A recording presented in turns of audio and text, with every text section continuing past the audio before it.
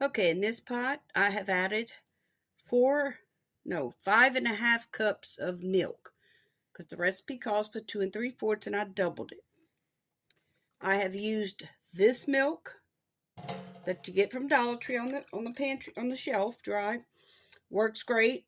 I've used regular milk. I've even used the milk that I've canned.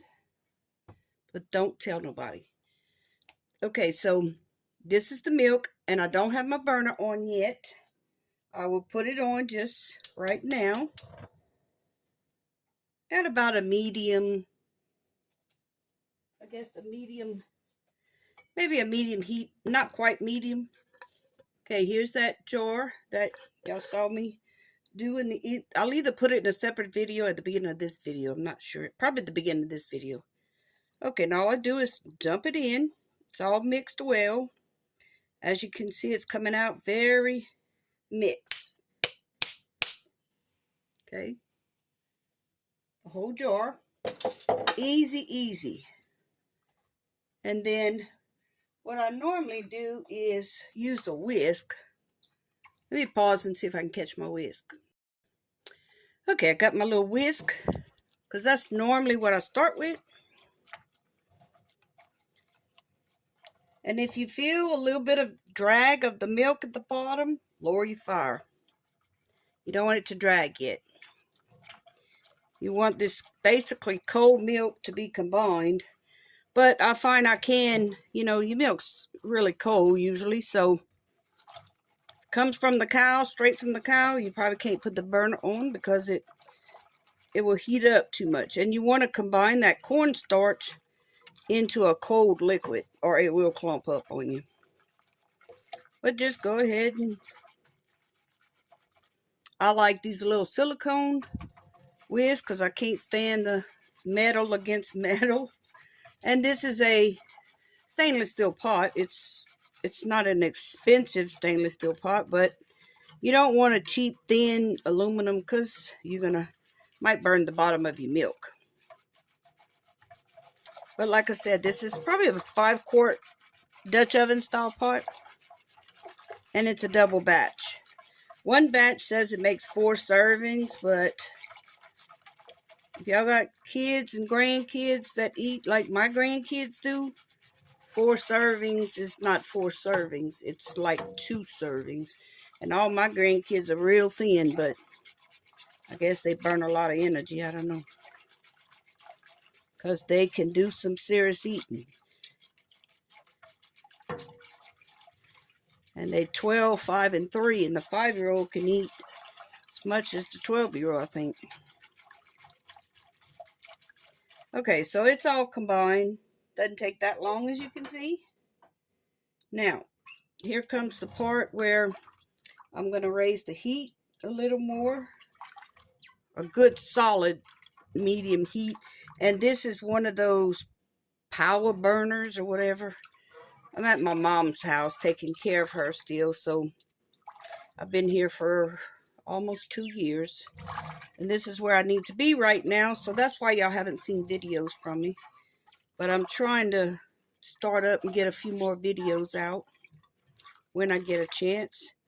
And so as the milk starts to heat, you'll start to see a little white, I don't know if the camera can pick it up, but see it like white on top. And then if I move this spatula, see the different colors? That's how you can tell your milk's starting to get hot, or at least a good warm. So I just, as brave as you are, that's how high the heat goes.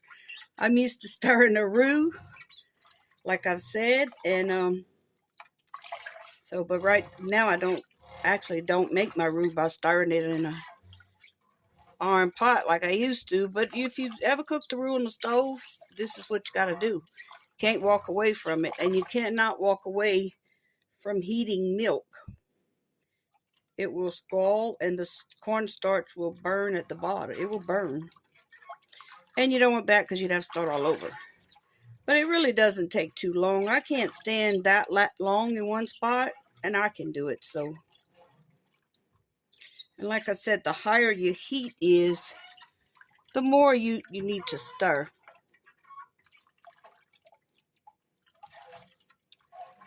If I had to guess, I don't know, it might take 5 minutes. I never timed it, so maybe I can look at the timestamp on this video and then tell y'all. But you can see how that white, it's not really a film. It's like a film, but it's not, it's still liquid. And I don't feel a drag yet at the bottom of the pot.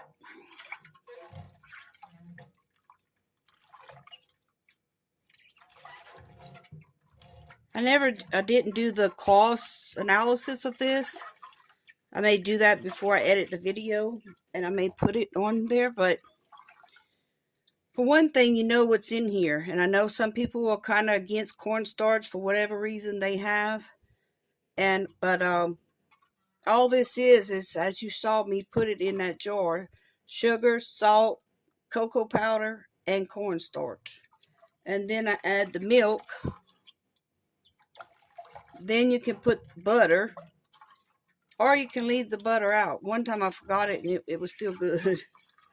I was halfway through the batch, like days, and then I realized I didn't put the butter. And I hadn't really noticed, so. But it's good with the butter and the vanilla, so I usually put it if I don't forget it. But once it heats up enough, you'll start to feel a drag at the bottom. And I'm using this silicone spatula by Pampered Chef. It's one of my favorite tools in my kitchen. I have had this particular spatula for 20 years now. 20 years. It's well worth the money. And they even make a shorter one. This is the bigger one. I use it for all my jams and jellies and all my stirring in my canning pots. Yeah, I love it.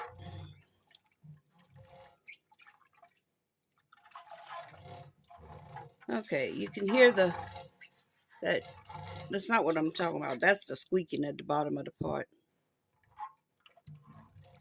And I hate to pause the video because I just want y'all to see it really doesn't take that long.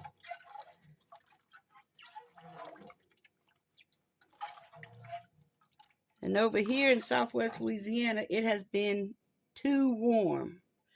Too warm. I don't like it this warm. And tomorrow's Mardi Gras, and it's just too warm. Some people would say it's not. It's in the 50s, high 50s, 60s. But I'll soon be starting to plant some plants.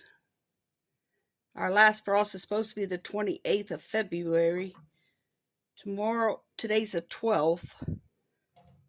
So I'm kind of holding off, but we shall see. I'm afraid Mother Nature's going to slam us with a good hard freeze the last week. We had a good hard freeze a few weeks ago, about a month ago, I guess. Yeah, lost electricity, lost water. It was fun. But I didn't have nothing to worry about because I got plenty of food in my pantry. I joked with my little grandson because I'd given him some beef stew. I did, and he loved it, and he ate it as soon as I gave it to him. And then the next day is when we lost electricity. And I said, oh, you should have saved that jar. He said, why, Nana? I said, that's some rations. You know, a kid that age don't know what a ration is. But I said, that's what you save for hard times. He laughed. He goes, okay, next jar I'll save. I'm so happy that he liked it. I'll give him all the jars he wants. Okay, this thing is taking, I'm going to jack it up a little more. The burner, that is. And like I said, this is a power burner, so but we fixing to go to town. I've been talking way too long, and this is taking too long. But like I said, I don't think it's too long. I think it's just, you know how it is. You can't watch a pot boil or something like that. Some kind of story they tell you like that.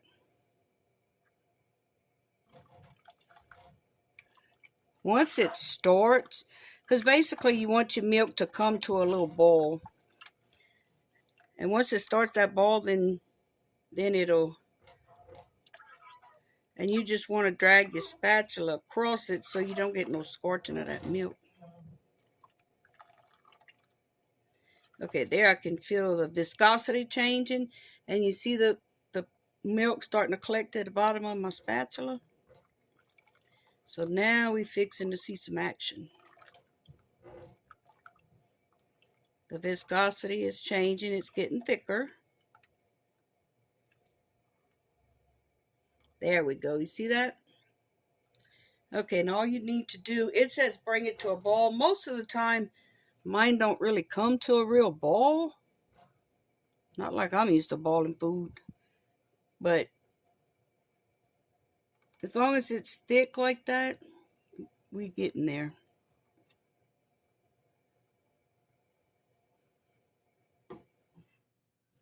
I'm going to lower that far.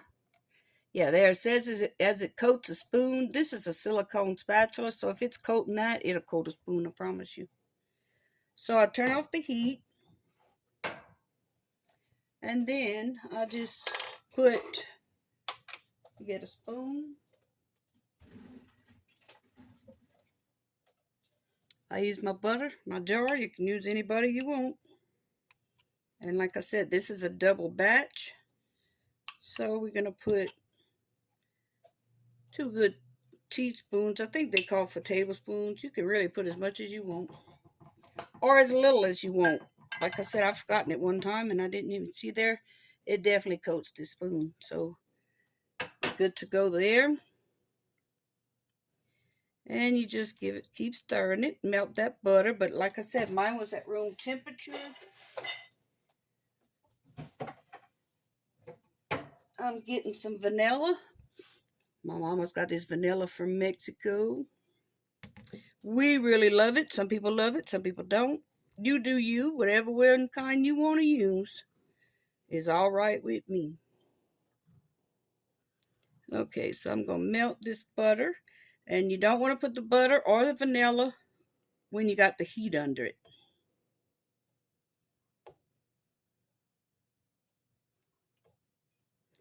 And you probably could do, I mean, if you got a bunch of kids, you could probably do a triple or quadruple batch. I just measure with my soul, my heart, my whatever. Us Cajuns don't measure that much. Not when we're just cooking food. Now, bacon, yeah, we have to, I guess, but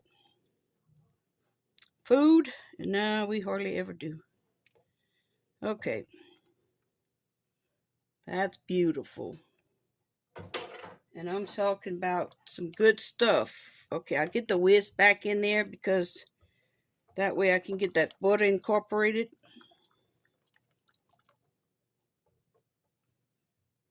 And I like my pudding, home pudding, or even the one that's in the box, not instant, but the one you cook.